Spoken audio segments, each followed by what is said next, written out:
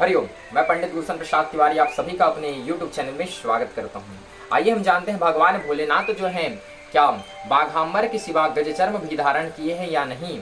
तो महिषासुर का पुत्र है गजासुर। गजासुर को जैसे मालूम हुआ कि मेरे पिता का वध जो है देवताओं के द्वारा हुआ है, तो वह बदले की भावना से तप करने के लिए चला गया। और तप करने जैसे लगा तो उसकी तप की ज्वाला से जो है देवताओं को कष्ट हुआ। और देवताओं को जैसे कष्ट हुआ तो देवता जो है ब्रह्मदेव के पास गए। देवताओं के कष्ट को सुन करके ब्रह्मदेव जो है गजासुर के पास आए और गजासुर से बोले कि वत्स तुम्हारी जो इच्छा है वर मांगो।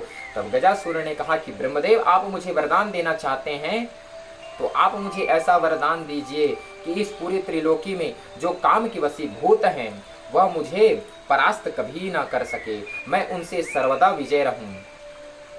और इस प्रकार से जैसे ही गजासुर ने वरदान मांगा, ब्रह्मदेव ने तथास्तु कह दिया। जैसे ही वरदान प्राप्त हुआ तब गजासुर को अभिमान आया कि अब मुझे इस पूरी त्रिलोकी में कोई भी परास्त नहीं कर सकता, क्योंकि काम के वशीभूत स्त्री पुरुष देव दानव से सबसे मैं विजय हूँ। इस प्रकार से जान करके देवताओं पर, भक्तों पर, संतों पर अत्याचार करने लग गया।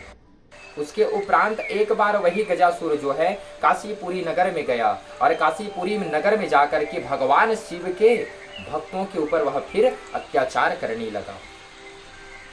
तब देवता जो है भगवान भोलेनाथ के पास गए कि हे प्रभु आप जा करके गजासुर का वध कीजिए, क्योंकि वह आपके भक्तों के ऊपर अत्याचार कर रहा है। इस प्रकार से देवताओं ने भोलेनाथ से प्रार्थना करी। तब भगवान भोलेनाथ जो है गजासुर के पास गए और गजासुर के पास जाकर के गजासुर से युद्ध किए और युद्ध करके अपने त्रिशूल से गजासुर को जैसे ही पिरोया, तब गजासुर जो है भगवान भोलेनाथ की स्तुति करने लगा। स्तुति से प्रसन्न होकर भगवान भोलेनाथ ने कहा कि ऐ गजासुर, मैं तेरी इस स्तुति से प्रसन्न हूँ, तेरी जो इच्छा है वर मांगो। तब गजासुर ने कहा कि आप प्रभु जिस त्रिशूल से इस मेरे शरीर पर प्रहार किए हो, उस त्रिशूल के प्रहार होने के बावजूद मेरा शरीर कुछ नहीं हुआ है, तो आपसे यही प्रार्थना है कि ये जो शरीर है मेरा गज जो चर्म है आप उसे धारण करिएगा।